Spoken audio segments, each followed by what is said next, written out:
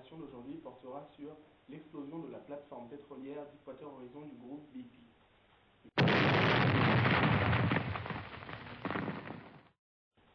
Une plateforme pétrolière sert à forer et à stocker du pétrole dans la mer. Celle-ci, Deepwater Horizon, a explosé le 20 avril 2010 dans le golfe du Mexique, générant une énorme marée noire et déversant 780 millions de litres de pétrole dans la mer.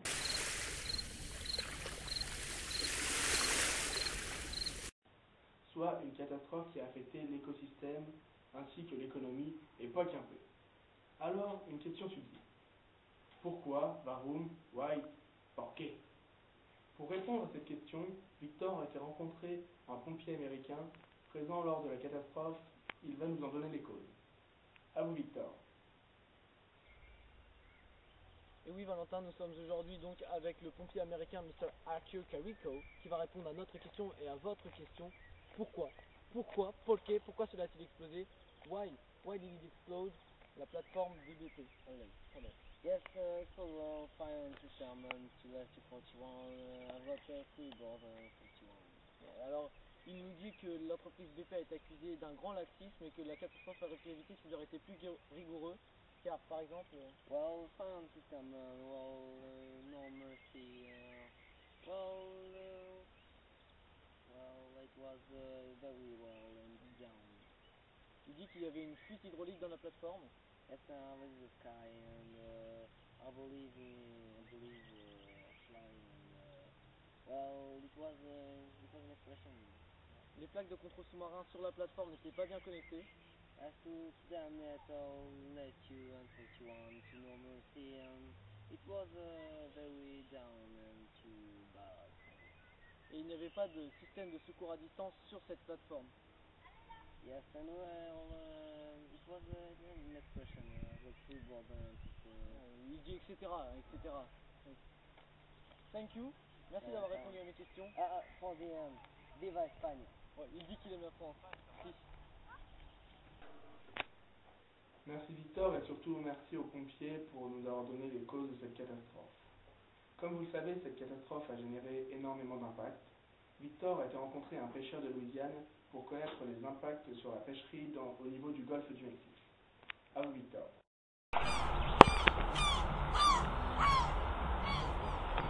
Et oui Valentin, nous commençons notre séquence sur les impacts qu'a eu cette catastrophe en Amérique en interrogeant ce pêcheur, M. Caroki, qui comme bien d'autres a tout perdu. M. Caroki, qu'est-il arrivé à la pêche en Amérique? Fin 2010, 20% des eaux américaines ont été interdites à la pêche dans le golfe du Mexique et cela a créé de grandes pertes de dollars, comme 3 milliards de dollars pour le tourisme en Floride et comme pour nous pêcheurs, nous avons perdu 2,5 milliards de dollars pour la pêche, ce qui est énorme. Merci. Je peux passer un message personnel. Allez-y. Marie, reviens. Je faisais un job. Ah oui, excusez. Nous sommes vraiment désolés pour ce pêcheur et j'espère que sa femme va rentrer à la maison. Vraiment désolé. Et maintenant, Victor va nous parler de l'impact économique pour le groupe BP. C'est pour cela qu'il a été rencontrer un haut dirigeant de ce groupe.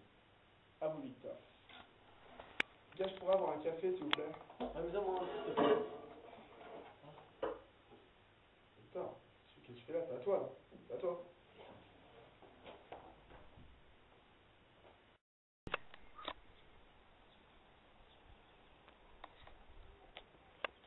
Excusez-moi, monsieur Curiel.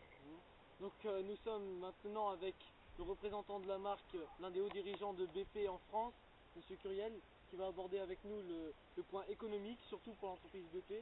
Donc monsieur Curiel, j'imagine que les pertes ont dû être énormes et très rapides, non? Oui, on peut remarquer les pertes dans les actions du groupe BP, dans nos actions. Avant le drame, nos actions étaient de 60,5 $. Et puis un mois après le drame, nos actions n'étaient plus que de 41 $. Ce qui nous donne une idée vraiment des pertes conséquentes. Et aussi, le président américain Barack Obama a déclaré que tous les coûts de cette catastrophe seraient pour l'entreprise BP. Est-ce vrai? Oui, bien sûr. L'entreprise BP en totalité a déversé 40 milliards de dollars. C'est énorme, dont une grosse partie pour l'environnement. Il y a eu aussi 100 millions de dollars de versés pour les États touchés par ce drame. Et lors de la fuite, il y avait 5 millions de dollars de dépenses par jour pour colmater la fuite et plein d'autres dépenses. Dans 6 mois, 5 millions de dollars ou plus chaque jour. Oui, tout à fait, hein, voire plus même. C'est énorme. Énorme. C'est modeste, là.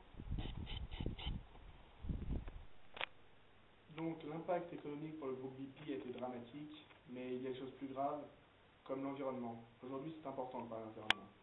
C'est pour cela que Victor a été rencontrer un militant du groupe Greenpeace pour parler des conséquences sur l'environnement de la catastrophe Deepwater Horizon. À vous, Victor. Et nous continuons cette séquence sur les impacts qu'a eu cette catastrophe avec Monsieur Tiraco. Bonjour Monsieur Tiraco. Bonjour. Qui fait partie de l'association Greenpeace et qui va nous parler des impacts écologiques qu'a eu cette catastrophe. Monsieur Tiraco, comment avez-vous vécu cette catastrophe, la Deepwater Horizon de BP, la marée noire? C'était dramatique. Par exemple, 5 semaines après le début de cette marée noire, il y avait plus d'une centaine de kilomètres de plage et 10 hectares de marais qui étaient touchés par ce pétrole. Et selon le chercheur Saito, une telle quantité de pétrole pourrait modifier la chimie marine et avec des résultats imprévisibles. Et un mot pour les animaux? C'était terrible aussi pour eux car cela a touché de nombreux parcs naturels d'animaux pendant la reproduction malheureusement. Cela a touché plus précisément 8 parcs naturels d'animaux. Et c'est tout? Cela, surtout les impacts, c'est terrible, avec des impacts futurs et que l'on ne connaît pas. Donc, par exemple, il faut des mois pour nettoyer la surface océanique de ce pétrole, mais il faudrait des années pour nettoyer ce marin. Donc en fait, vous êtes en train de nous dire que malgré les impacts déjà visibles et connus, le pire peut rester à venir pour la vie sous-marine et pour le reste? Oui, effectivement, cela pourrait changer l'écosystème et la vie sous-marine. Attention. Merci Et vive d'avoir l'écologie. Merci d'avoir répondu à nos questions. Au revoir. Finalement, le gouvernement fédéral américain a déclaré 6 mois après la catastrophe, soit le 19 septembre 2010, que la fuite a été bouchée. Cette catastrophe est parfois appelée Tchernobyl de l'industrie pétrolière. Sur ce, c'est la fin de notre reportage et à bientôt.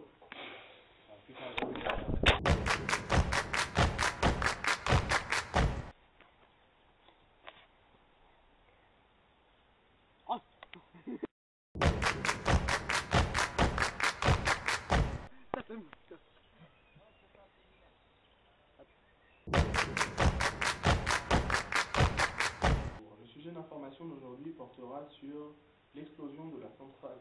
Pourquoi je vous parlais d'une centrale, moi?